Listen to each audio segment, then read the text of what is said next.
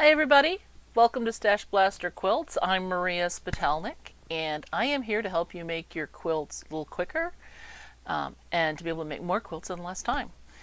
Yes, I also am going to be showing you some technique things as we go along the way, but I have very little time to sew because my professional everyday job is as a professional organizer, and so this is what I do now. Hopefully I'm going to switch over in the future to doing this full time.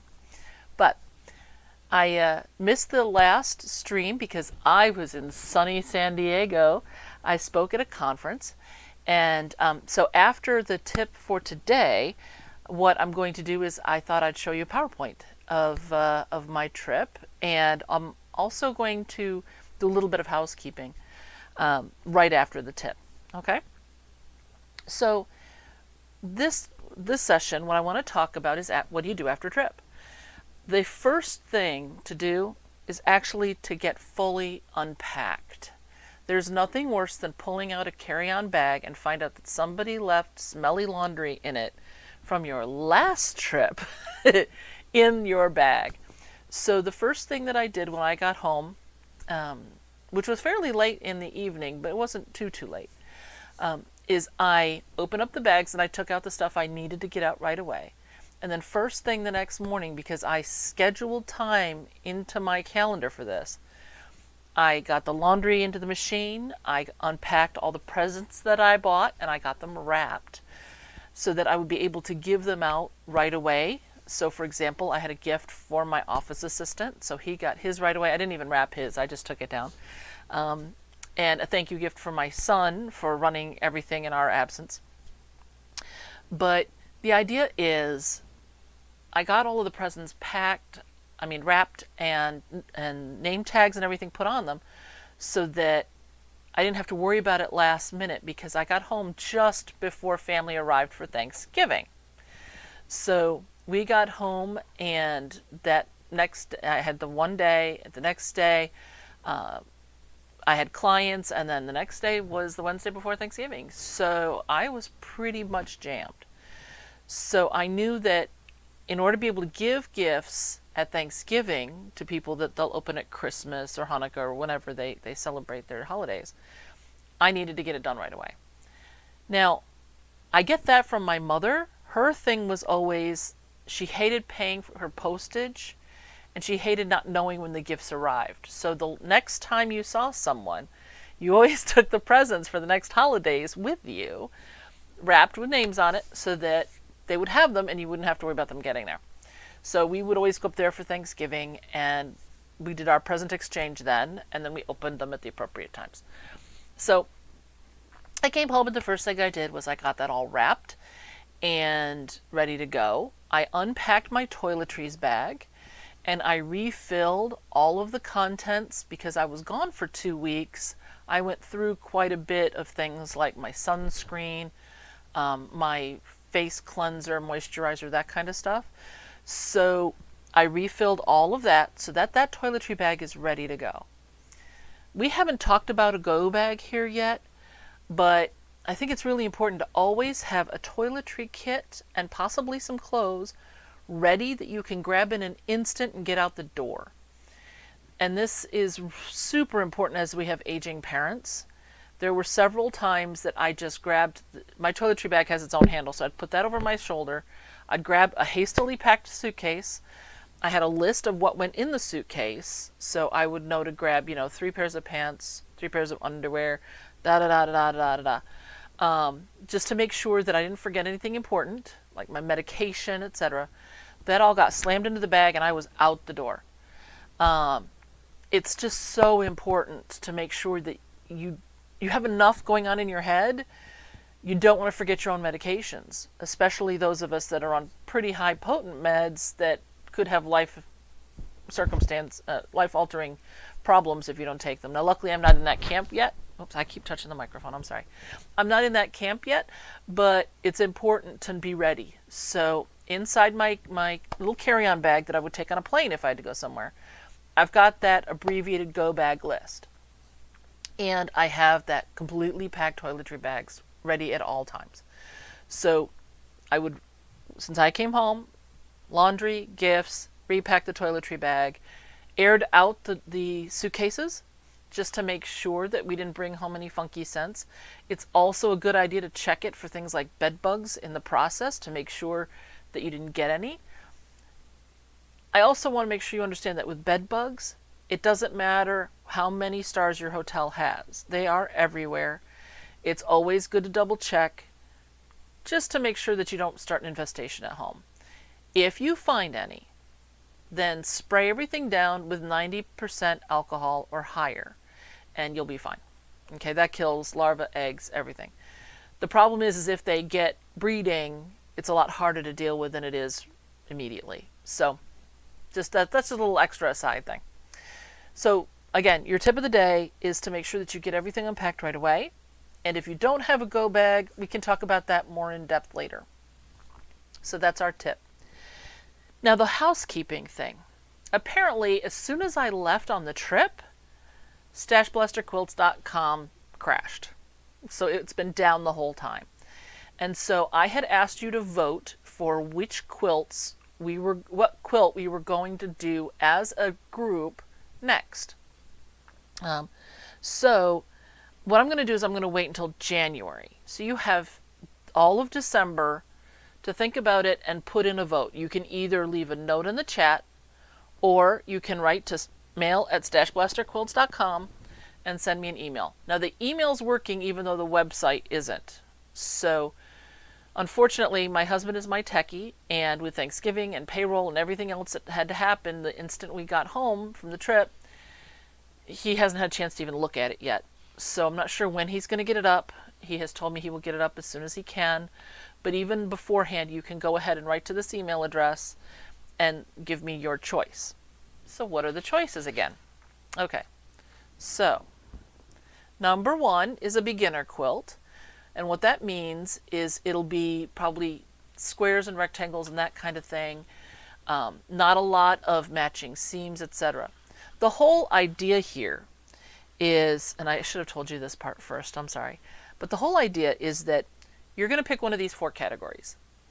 And then I'm going to start at the very beginning. Now I have some inklings for ideas for these 4 types, but haven't solidified anything in my mind. It's very flexible. And what we're going to do is you'll pick a category, and then together you'll watch me as I go through the whole designing process. What do I like? What don't I like? I'll color. I'll be doing all kinds of things and talking about what our options are. And then we will pattern it. We'll come up with the fabric requirements for it. We'll pick the fabrics for it. We'll cut, we'll sew, we'll quilt, we'll bind. The whole shebang, start to finish, all together. Okay? So the idea is that I want to make sure that we have something where you can follow along if you want to do it with me. Or you can just watch me sew. It can be very relaxing just hearing the sewing machine going, you know, and some people like that. So I wanted to give you that option during these lives. I am super behind on the editing, and I know that of the lives. So they're going to stay up for quite a while until I can get them edited. But once I've chopped out the tip and the other things that I think that are important from a live, then that live comes down. I will work from the oldest to the newest, just so you're aware. And when things are going at full steam, the idea will be I will keep one live up, and I'll edit it and everything else, but I'll keep it up until the next live drops, and then I'll go from there. But as of right now, we've got months that are just sitting there waiting to be edited. So there's no huge rush on that, but I will be going ahead and getting started on that, because if this year's like past years, I'm going to have a little bit more time now than I have had recently. So anyway, so we have these 4 quilt options. Hold on, 4. My camera got bumped while things were being moved around for guests, and so things aren't lined up like they're supposed to be, but we'll manage. So we have 4 quilt options, and here they are again. So first is the beginner quilt, and this will be designed for a very beginner. Squares, rectangles, no difficult seams, you know, very simple, very quick probably. The second will be a traditional quilt. This is going to be more in the beginner, maybe early intermediate range. It's not going to be super difficult, but it will use traditional blocks. And so we'll sew all those. And then third is the orphan block quilt. And I'm thinking about a wild 4-patchy kind of thing.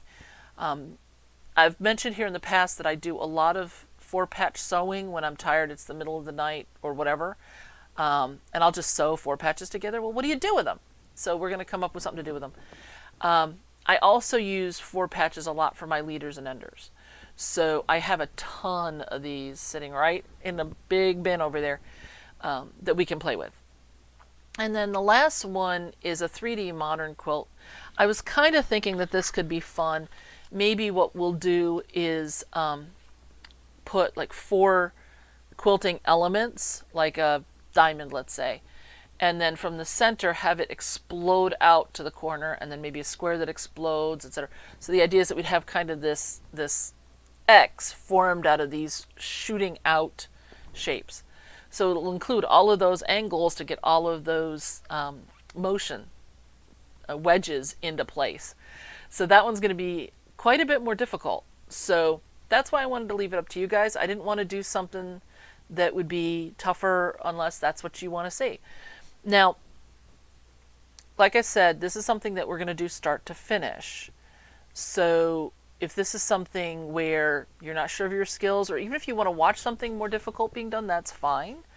But nothing is locked in stone. So for example, that 4-patch quilt I was thinking about, and my idea, just like I said, the niggling parts of my idea, was we could take the 4 patches, instead of trimming them square to size, we'll cut them a little wonky. And then it'll look more like confetti. And so we could put maybe the small ones in the middle and then get bigger as we go.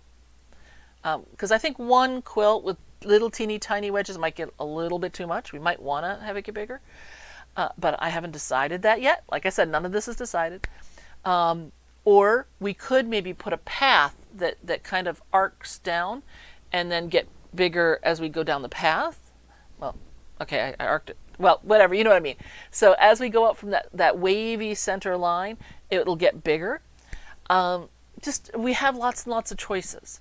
So as of right now, like I said, I have a couple of ideas, but I haven't gone anywhere with them yet. And one of the things that I do is I get a lot of my inspiration from the things that I see. So today I'm going to talk to you about my trip. I'm going to show you photos of all kinds of cool stuff. But then on the next live, I'm going to show you the pictures I took that I'm going to use as inspiration for future quilts, where I found them, what I look for, and you can kind of get an idea a little bit more on the behind the scenes part of how quilt designing works for me, because it's different for every designer. So that's kind of what we're going to do next time. So hopefully you'll join me for that as well. But let me tell you about the trip. I did take my microphone with me in case I needed it for the speech that I was giving. So I just realized about 15 minutes before this came on, I hadn't recharged it when I came home. So I'm going to add that to my list of things to do after trip. But I'm hoping that I put it in for that 15 minutes, and I'm hoping that the microphone makes it the whole time. The problem with doing new things like this, I hadn't taken a really long trip like this since I started doing these live streams, is there's additional things you have to remember to do, and I hadn't thought about it. So now it goes on the list, and then on my recovery time list, I'll make sure to charge the microphone. So hopefully we make it the whole time. Okay, so let me switch over here.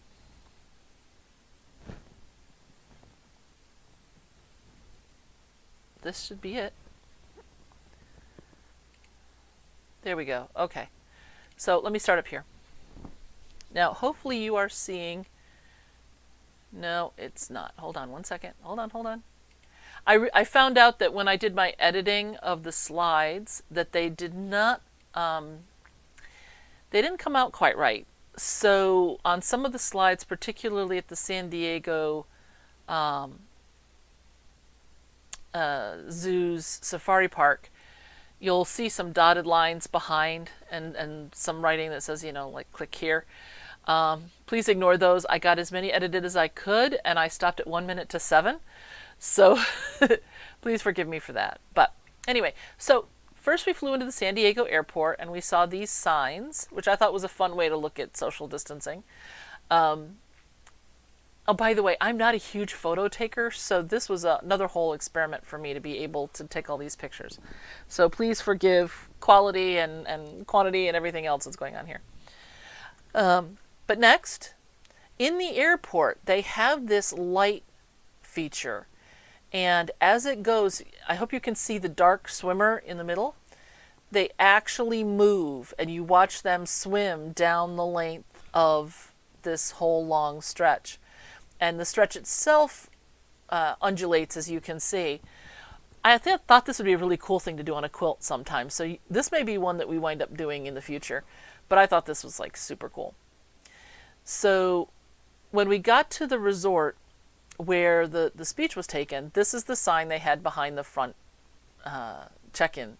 I just love this. I thought this was hysterical. My stepsister runs marathons.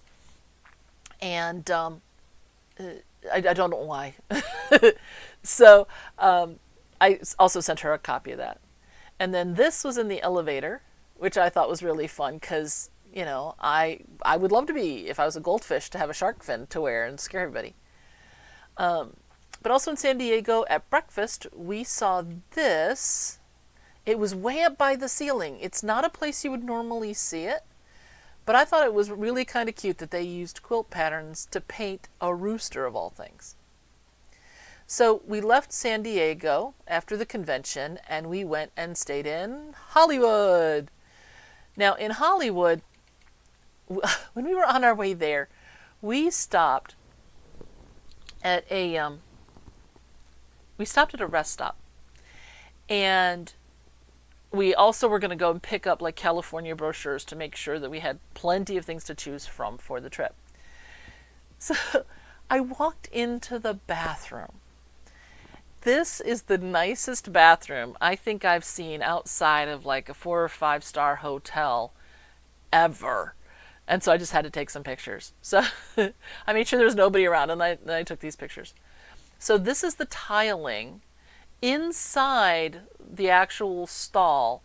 The stall is on the right, and then there was an inset where this lozenge-shaped tiling was, and I thought that was really kind of cool. And then out in the main bathroom, look at the size of this thing. It was just humongous. And I love the little changing tables there in the back with padded changing pads. And then this is the lounge that was attached to the, oh, sorry, I didn't flip it back over. Let's go back. Sorry. Okay, so the tiling in the bathroom's on the right, and then the insets on the left. And then this is the size of the bathroom. And then here's the sitting area. Now the coolest part was this is a public mall area. It's just open. This wasn't attached to a anchor store. It wasn't in anywhere fancy. You walked in and there was this giant open area. A lot of the malls out there seem to not have as many closed-in areas. They don't have covered gazebo centers or anything. They just have open air stuff. We went to another one where you took escalators that were outside to go upstairs. So that was kind of a mind shift. But this is just a regular old public mall bathroom, and I was just blown away by this. I thought this was super cool. Okay, let me switch back to the PowerPoint. Okay, so then one of the problems that we had was we're on Eastern time, and of course that's Pacific time. So we wake up 5 in the morning here, which is 2 o'clock in the morning there, which makes it very difficult to get breakfast. So Scott would look up, Scott's my husband if you didn't know that, he would look up all kinds of places for us to eat. And so this is a place that we found. And I met her at a bar. Is a breakfast nook that was created. The food was very good, But they tell the story about he was a bartending and she came in and he met her. And then she left, and then he basically stalked her and found her and hunted her down and asked her out. She said yes. They wound up getting married, and then they opened the restaurant right across the street here. And I met him at a bar, pasta shop, and this is the one that goes from lunch into the evening. So it was really kind of fun that they not only both were interested in food, etc., and they didn't open just one joint, they opened two right across the street from each other, and they kept the theme. So it was really quite cool. We did not go to the pasta, we just went to the breakfast, but it was very cool. And that's the morning before we went to Universal Studios. We had a wonderful time. For those of you who know us, we are huge Harry Potter fans, so of course we went to Hogsmeade. And I loved the fact that in, I believe it was Glad Rags, they had multiple shops that would be connected to each other.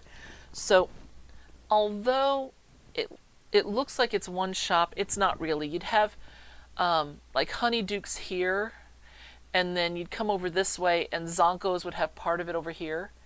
So from the outside it looked like separate shops, but on the inside they were all basically connected. So I believe this was in the Glad Rags that they on the right, and those brooms actually float up and down. That's what those ropes are. That looks like they're holding them in place. So it looks like they're ready to fly away, and so that was really kind of fun. We also had our butterbeers as usual. Scott had the cold and I had the frozen, and we found that the formula appears to be different. So he is, of course, going to try and replicate that again. We did go on the Universal tour, and there's a couple of ride-type features, so you can see that here on the left, where there's this, we're in the subway, and there's this huge catastrophe, and there's an earthquake, and there's fire and water and all of that. So that's what that is here on the left. The whole car shakes and all that. So it's partial ride, partial studio tour. And then on the right, you can see Donkey. They also had several other characters that were interactive. So Donkey's animatronic, but there's obviously someone who has a camera somewhere and a microphone, because he would talk to the people and he would talk to them, hey little boy, you in the red shirt, that kind of a thing, and have back and forth conversations. Oh, where are you from? Da da da da. And they just did that all day. It was kind of fun to watch as the little kids were just fascinated by the fact that they could actually talk to Donkey and he would talk back to them. Snowball was another one of the ones. He was up on a balcony, and so, you know, depending on what your favorite things are, then you had a lot of people to talk to. The next slide. Our son is 26, those of you who know us, or have been watching this for a little bit, and he used to play football, and so he used to eat a lot. He also has a problem not accepting a challenge. One of his favorite phrases is challenge accepted. So we snapped a picture of this. This was at the Broken Yoke restaurant, and you can get this omelet, and if you beat the challenge, they give you the t-shirt. But just looking at it, we were sitting there going, if we had a table of 4, maybe we could have finished all of that. But it was pretty much on the spot for our son, so we made sure that we sent him that picture. After we went to Universal, we went to the Warner Brothers studio. Now, here I am. I don't quite have a top hat. You'll see this orange hat all through. One of the things is that I made sure that I wore a hat so I didn't burn. But that also meant, because of the mask and the hat, the mask had to keep going on and off all the time, that this is probably the best I looked the entire trip, because my hair looks okay and I'm far enough away you can't see how gray it is. But one of the things, if you're interested in this, is that they actually took us on to the Ellen DeGeneres stage set. Now, One of the people asked if we could sit on the chairs, and the answer was only if Ellen invites you to be on her show. But had we wanted to, we could have gotten a picture of us in front of the chairs. I have about 12 pictures of this that are in the inspiration section, because if you look here on the right-hand photo in the back left here, that piece of wood is super cool. And there's lots of wooden pieces here that have pieces missing out of them and things. So that was more of an inspirational thing for me. They also have the Friends stuff. So you can sit on this hard plastic couch outside, and that's a real working fountain in the back. They also have a couch that's a normal couch that you can sit on when you get back to the main building. But I did take a picture here of Central Park. On the other side of this glass, and you can kind of see it, there it says snacks, sandwiches, and salads. This is the restaurant inside the main building. And so you can buy drinks and food, real food and junk food and all that kind of stuff in there. And we were pretty hungry, so we actually had lunch. But they have drinks, the Joey, the Rachel, etc. But I'm a big fan of Big Bang. So they have that set there as well, along with some of the clothes. So I thought I'd show you that. Now you can actually get pictures of yourself knocking on Penny's door. But they have a person there that takes the photos. And you can't, it's really hard to actually get in there and get your own photos. But the guy who was in charge of the main couch set weren't ready right yet, and so Scott sat down and then I sat down and took photos. So I'm here kind of pretending to be Sheldon, protecting my spot. So that was kind of fun. And then over in the Wonder Woman area, these are the gold battle wings, and if you hold this rod here that you see in my hand, it'll light. It starts at the bottom and then it swoops up this thing as long as you're holding it. And so if you grip and then let go and grip and let go, you kind of get these like flashes. It's supposed to be the lariat, for those of you who know. But I just thought that was so cool. And I love the W behind. Again, it's inspirational because you can make that W be there but not be super obvious. So I thought that was kind of a neat piece for that. Next, I have Arkham Asylum, and then me escaping from Arkham Asylum. I was wearing the absolute worst possible shirt for this. The first couple of pictures, it looks like I'm incredibly pregnant because the shirt blouses down. So I tucked it in and it still doesn't look good. But I wanted to escape from Arkham because I kind of belong there. So next we went to the Harry Potter section. Now, a lot of people don't understand that Harry Potter actually started at Warner Brothers and then it went to Universal. So this is Harry's bedroom on the left. And then on the right, that's my husband getting his Hogwarts letter. So you can see he's a lot of fun. And so we had a great time while we were there. And so then we went to the La Brea Tar Pits. And I found this stamped on the floor. I hope you know how loved you are. I thought that was wonderful. And over the tar pits, on the right-hand photo at the top, you can see here this hummingbird. It loved being there. It just kept zooming around the whole time we were looking at it. So here's the pits themselves. Obviously, fake animals. But you can see on the right that scumminess, that's on the top. And there's constant bubbling coming up from the bottom. So it's really smelly. It's kind of weird. I'm glad that we went. It's not a place you'd go to stay a lot of time. So one thing that really disappointed us about Hollywood was we were expecting all this glitz and glamour. And while there were some areas that were fairly nice, we saw a lot of this. There's a lot of homeless tents, and they take up the entire sidewalk, some of them, and whole streets that are just filled with unhomed people. I had heard that tends to happen a lot because the weather's good So people will go from other areas and go there, but they can stay outside without fear of freezing year round. But that was quite sad. It was about a block from here. This is the Hollywood Walk, and so we picked up Alex Trebek and Leonard Nimoy and a few other people that we snapped photos of. So that was the end of our trip in Hollywood. And then we went to the Anaheim Majestic Garden Hotel. Now, why did Scott pick this one? Well, there's a story about a dragon. And those of you who know me know how much I love dragons. And then there's the princess, and the two of them become fast friends, and they fight evil, and they guard the palace. And there's things about how the princess may pop up. You might be able to see her, and what to say to her if you do, and where to leave snacks for Snowy the dragon if you would like to. So it was really quite sweet. But the main reason that we went to Anaheim was Disneyland. I've been to Disney World in Florida many times. Well, not many. Not nearly enough times, but several times.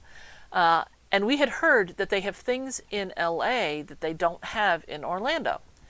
So the main reason we went was, of course, Star Wars.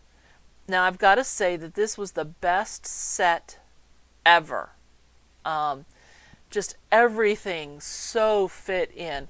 We were disappointed in a couple of things. Number one, in the ads, at least for Orlando, they show stormtroopers walking around and that there's all this cool stuff going on, which they really didn't have. They had shopkeepers that were dressed in costume, food preparers, etc., but that was about it. It was not as immersive as I would have liked to have been. Plus, there were two rides. I'm going to switch back to me. There were two rides, one of which we got on just fine, but the other one has a virtual queue. Now, the reason I'm telling you this is if you decide to go out there, and I don't know if Orlando's doing this, double check. The queue opens at 7 a.m. And for that second ride, which was the Jedi ride, you have to get on the queue on a day that you have tickets to that park and you sign in. Now, the entire park was at about 50% capacity because they're limiting how many people can go in on any given day. So that you have to buy your tickets in advance and what days and which park you're going to start at. Now, you can switch to another park at 1 o'clock if you want to, if there's room. But that's one of those things where you are kind of stuck. But we really wanted to get on that ride. So we tried to get on the queue. And in 2 days, at 7 a.m. and at noon, we tried to get onto the virtual queue, and we couldn't do it. The next day, we were over at California Disney, and I'm going to show you pictures of that a little bit later. And we had the option of switching and going over back to Disneyland if we could have gotten on the ride, and we couldn't do that one either. So it was really disappointing because you could go for several days and never be able to get in. And we were there, we'd have the phone up, and it would be at 6:59, it would turn to 7, Scott would hit the button, and then he'd get a message the queue was already full. That's how fast it booked up. So even at 50% capacity, we couldn't get on a ride that they knew would be popular. I really wish that they had planned to have at least enough capacity for half of the full park. They obviously haven't, or everyone who was there under the limited admission would have been able to have gotten on at least sometime during that, because you can only go once per day. So we were very disappointed in that, and so we never got on that ride. There was one other thing. I'll do this now. Oops, hold on. Here we go. Sorry, I thought I was still in the other one. So they serve you your sodas at and other drinks at Disney. Now I've flattened this obviously in these paper cups, and surprisingly, they were without lids. Now I kept this again, inspiration piece. Okay, so we were trying to go around, and I didn't drink the whole thing all at once, and so the soda's sloshing and all that. So I decided that I wanted to buy a bottle to transfer my sodas into, because they don't have what a lot of parks have, where you buy a bottle and then you can refill it that day. So since they didn't have anything like that, I went to buy one. And so we found this one, which we thought was super cool and very much me. Okay, so I hope you can see that well. These are the seagulls from Nemo. There we go on top. Okay, and they're all yelling, mine, mine, mine, mine, mine, mine, mine. Now, this wasn't the most practical one for if I was going to be at a client's or something, but this was a lot of fun. So I got this. One thing I hadn't noticed was inside there was a piece of paper. And I started to read the beginning, and it said, wash before use, etc. And I said, fine. But I didn't read the whole thing. This thing leaked like a sieve. And when I looked at the paperwork when I got back to the hotel, because I was like, what is going on with this? It says, this is not a leak-proof cup. Would you have expected this to not be watertight for drinking? I mean, it has a straw that normally comes down. It comes right down in through here, through the middle. So I was shocked that they sold a cup in a place full of kids that wasn't spill-proof, leak-proof, whatever. It also has, I don't know if you, there we go, a very rounded edge here. Problem with that is it tips over really easy, especially given the fact that it's top-heavy. So what happens when you have a top-heavy thing? It tips over a lot. When you have brittle things on top, what happens? They break off a lot. By the end of the first night, when we got back to the hotel, just walking by, this thing had fallen twice and all my birds had snapped off. So they've all been glued back on once I got back home, and I'm never going to put a drink in this. I am thinking of filling it with something like M&Ms, because I do still have the same message. These are mine. But I was very disappointed in that. So if you are out anywhere buying a mug, a souvenir mug or some other mug, double check the paperwork inside. Is it leak proof? Is it dishwasher safe? We also got an orange mug at the San Diego Safari Park, and it said it was top rack dishwasher safe, but it melted. So that was kind of a surprise. So now it's kind of like an art piece, because the narrow part bends to the side, and it's quite sad looking. But it is what it is. So just as an FYI. So that was a little bit disappointing. Anyway, back to the trip. Okay, so that was in Disney. Hold on, I have to get my version here. This is also Disney. They have like a Toontown. And I just loved this, the Optimist in Toon National. I'm thinking that I may cut that out and make it like a little sign to put in my office for those days that I'm feeling down. We also watched several of the shows, and this was one of them. We saw Pizza Planet. I didn't go into Pizza Planet, but it was a fully functioning pizza joint. And of course, here's me with Walt Disney and Mickey. We did see a couple of the parades, and then they lit the Christmas tree. I am highly amused that the bottom of the Christmas tree isn't lit. It was supposed to be, but it didn't actually get lit. It had some sort of an issue. So, at least the upper part was, and it was taller than most people, so almost anywhere in the park it looked right until you got up close. And we did see several of the parades. So we were at Disneyland for 2 days, partially because we had purchased tickets for 2 days, assuming we were going to get to do all of this cool stuff. We probably could have easily done it in one, but we just took our time and we relaxed, so that was fine. And then our third day in Anaheim, we went to California Disney. Now, when I mentioned switching between the parks, there's basically a large plaza between the two parks. So Disneyland is over here and California Disney is here. It's kind of like Disneyland ran out of room to this direction, so they just put in this wide paved area with the same entrance gates and everything, and where you get your bag checked and all of that. And so then you go through that, and then you go to the right, and you'll go to Disneyland, and you go to the left, and you go into California Disney. And then you go through that ticket booth for that particular park, and you're good to go. What I did like was the first time you go through, they take your photograph, and they double check your ID, and all of that stuff. But then they issue you a new little ticket. And that ticket will get you in the rest of your days without having to go through the whole rigmarole. And that's what you use if you're doing something along the lines of a fast pass, where you go and you register it, and they'll tell you, okay, come back in 20 minutes. You can go get a drink or your lunch or a different ride or whatever, and then come back 20 minutes later, and then they let you into the front of the line. And that's available to everybody. So that was kind of nice. But when I was saying going from one park to the other, it's literally less than a block apart in walking. So it's really not bad. Okay, back to the PowerPoint. So we went to California Disney, and the first thing we did was the soaring ride. And according to the description, it looked like it was going to be a ride that we were questioning our tummies for. But it's really a very gentle ride.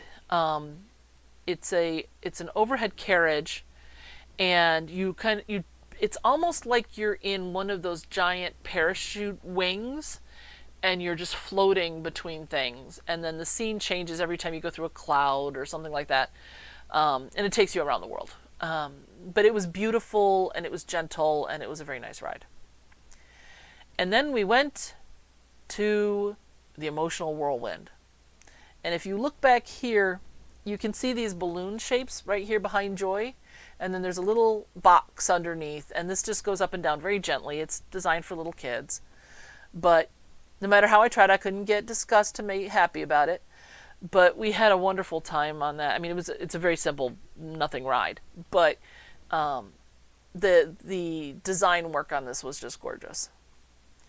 And then a little bit later, I was feeling a little hungry. So we went to Angry Dogs. You can get a mildly annoyed dog as well.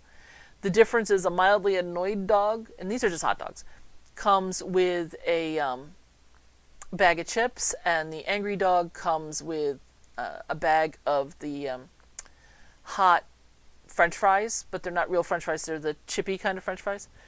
That's the only difference. On the right, we were on the giant carousel, and some of the carriages rock and roll back and forth as it goes up and down. But we were in the stable one, and we were sitting across from three girls, and they wanted their photo taken, so we took it. And then they offered to take ours, so they took our photo. Here I am with some of the locals. You can tell my mask has gone on and off a dozen times, and for some reason, it was incredibly gray that day. I don't know why it photographed that gray, but it did. So that was a lot of fun. They actually have people walking around that talk to you and offer to take photos, and it's all free. And it was a lot of fun because the vampire actually probably spent 10 minutes with us just yapping. And it was a lot of fun. We also saw the mistletones on the left, and of course the parades, which are on the right. And it's definitely geared more towards younger kids, but my husband and I are kind of that way anyway, so we had a great time anyway. We did go to Radiator Springs. We rode in a ride that was basically Mater. There were a whole bunch of Maters with these trailers behind that you sat in, and they spun around and did all kinds of stuff. We also did another one with cars that danced. Which was interesting because there were no tracks on the surface that the cars were on. So you can tell that there must have been magnets or something underneath driving the cars around. So that was fun. Here I saw this flooring on the left that I thought was kind of cool. And then a lady told me to go in and stand in this one spot. And I probably could have stood slightly further forward. But from her perspective at the time, I just loved this whole, I'm falling into a hole concept, so that was a lot of fun. We saw the Wakanda women out, and they taught us some of the moves and some of the chants and things as a crowd. They were out several times in the course of the day. We did go in to see a movie premiere, and a man had this really cool, now this is actually blue, I don't know why it photographed this blacky green color, vest, and I asked him if I could take a photo of it, and he said sure. And I did, and he said he just loves the fact it has Mickeys on it. And so I blew this up huge. These motifs are maybe 3/4 of an inch at most high, this whole fan shape here. But you can see all the little Mickeys right here at the bottom of the fan. And so I thought that was really cool. We also had Star-Lord and his friends doing a dance party. We all had to dance in order to stop him being able to be detected by this heat signature thing, whatever it was. And so people were busting out their best moves from the 80s, so it was a lot of fun. And the goal was to get her to dance, and as soon as she did, of course, we won, and they were able to escape. On the right, the reason I took this photo is this is the most practical thing I've ever seen. This is a changing table in Disney, California, where they actually had paper available to clean the kid off with. Now, it's not padded and all that, but there's a sink at the other end, and there is a trash can directly in front of this. So it was brilliant. Why didn't I think of that beforehand? So here I am trying to tell Chief Wiggum where the bad guys have gone and racing minions. We had these electric carts. We just knew that we couldn't do the park all day in addition to everything else, especially after so many days of conference and everything else. So we rented the scooters. The last place we ate was in the Avengers area at Pym's. And this is the funniest thing to me. They had the biggest pretzels I've ever seen and the smallest buns. It looks like this is a giant piece of chicken, but it's not. The bun was maybe 2 inches across, but probably closer to 1.5. So it looks like it's this giant thing. So it wasn't, but the pretzel that looked like it was going to be a normal soft pretzel size was giant. So it was kind of a surprise either way. Okay, and then the next big place we went was the San Diego Zoo Safari Park. So here's the entrance. And this is their mascot. It's the southern white rhino that is their mascot and made them famous. So they have one that you can climb on. The kids were riding it for photos. And I was going to, but there's just no way I was going to be able to get my legs around this thing. So I decided to pose like this. But here's the real deal. So I got several pictures of these. This is on the Wilderness Tour.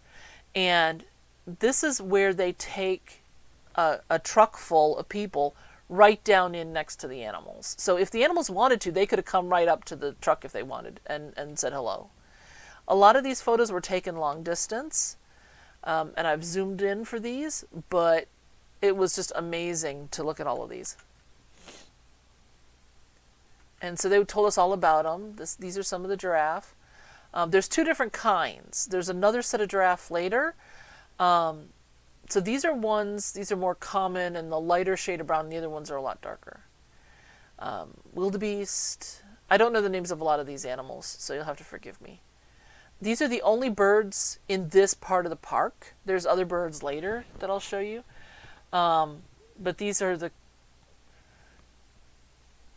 crested Egyptian somethings. Sorry about that. But I just love taking all these photos. Okay, so here's the rhino there, and that is the 3-month-old baby who at one point wound up running away from the truck when the gate opened, and she's the youngest one. There's also this other thing you can do where you can get into this hot air balloon. It's got wheels on the bottom, which I'm not sure why the wheels. It's tethered. You can see the line. And it goes up 400 feet, so you can get overall pictures and a look at the whole park. So again, more animals. I'm just going to flip through these. I thought these are really cute with those little socks that they wear. And it's so that they can find each other. There's when they're in tall grass and they can't really see each other, they can see the flash of the feet, and that way they can follow each other through the tall grass. This guy just had an attitude. He was a lot of fun. With these, they were saying that there's the healthier you are, the more symmetrical your horns are. And they had one that was named Lefty because he only had one horn, and for some reason it should have made him low man on the totem pole for the ladies, but they really liked him, so he was doing okay. Again, more. And you can see how close we are here. And okay, here's another one of the white rhinos. There's also 2 female northern white rhinos. They're the last of the breed. So one of the things that the park is trying to do is learn how to do artificial insemination on rhinos, and they're going to do that with the southerns for practice, and how to adjust the genome so that they can use the southern white rhinos as surrogates for the northerns. But there's only 2 females left in the entire world, so they have to figure out how to match the male side. So that's something that they're working on. And then with these guys, the black one you see there, that's the male. All the others are girls. They're completely color differentiated by sex. He was a lot of fun. He was noisy. And here, the differentiation, the one on the left is the male. So even though he's smaller, he has the whole beard thing going on.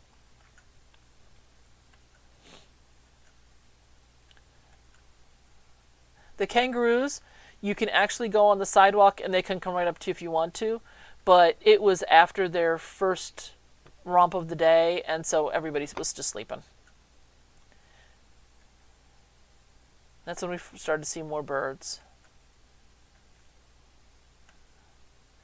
I also did take some pictures of plants. This is more inspirational, but I thought this one was really kind of funny. Several of these I'm going to be using as inspirational pieces, but it kind of looks like bread mold, just gone extreme size and crazy. This made me think of a Mimbulus membletonia, for those of you into Hogwarts. And so this is a lot like the plant that Neville has. And so I took a picture of that. Again, this is another weird plant just for the odd shape of it and all the fur. Lots of different kinds of cactus. This one made me think it was falling downhill. It kind of looks like it started at the top of the hill, lost its footing, and now it's just kind of rolling down. Of course it's not, but... So this is a shot over the park. They are bringing back the condor, and here's a couple of them. And this bighorn just didn't like me much. I thought this basket weaving was really interesting, how they did that into a bird shape. Because they just made duck decoys with them. So just the idea of weaving together the duck decoy was kind of cool. So I'm going to keep going pretty quick here, just so you can see kind of what we saw. Now this guy, he was a lot of fun. You can see here how close we were to him. And he just came up and then just laid down. At one point he laid down right up against the glass, which was cool. This plant, it looks kind of like, when I was looking at the roots on this, it was almost like it was expelling like its intestines or something. I wasn't sure what that was. It was a very interesting thing, and so I took a picture so I could ask one of the park guys. Okay, more animals. These are those other giraffes. You can see that they're a lot darker. So instead of being basically white with tan, they're black with tan. Zebra. They had a cheetah out. They do a cheetah run, but there's only a couple of them now that can do it because other ones are mating. So we got a couple pictures of them here, but you can see how close you can get to animals at this park when you can just see how close the other people are. More pictures of the park, another rhino. Then we went to the elephant area, and there were a whole bunch of those. So I got some of them walking around. The one in the middle, you see that there's 2. The little one is actually nursing off the mother. The nipple is right behind the front leg. I had no idea, but I thought that was kind of cool. And here's the little baby after. And so we just saw so many exotic animals. When we got to the gorilla enclosure, there were 2 gorillas, but this one was just like laying down, like watching Saturday morning cartoons kind of thing. He just didn't really care that anybody else was around. Oh, hold on. Something popped up on my screen here. Okay, we'll close that. Okay. Oh, here with the flamingos, I took this picture because of that one showing off his colors on his back, which I thought was really kind of cool and an interesting shape. So more birds. One of the reasons that I take pictures of birds, and I'm not into birds that much, was all the different colors. So all the different blues and grays in this, I thought made for an interesting color study. These guys were fun. They caused a lot of trouble. And of course, the easiest ones to pet are the solid ones. But they have little nooks like this hidden all over the place. So then we had our last day in San Diego. And I took my husband to a movie because I just couldn't stand another day of just running around like a madman.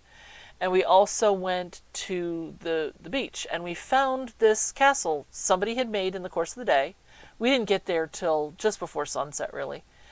And I thought this was super cool that they put, cracks in the wall and all of that. So I took pictures of it. And then there's the front. So now you know who did it too. And then every time Scott and I go to the beach, we put our initials in the sand.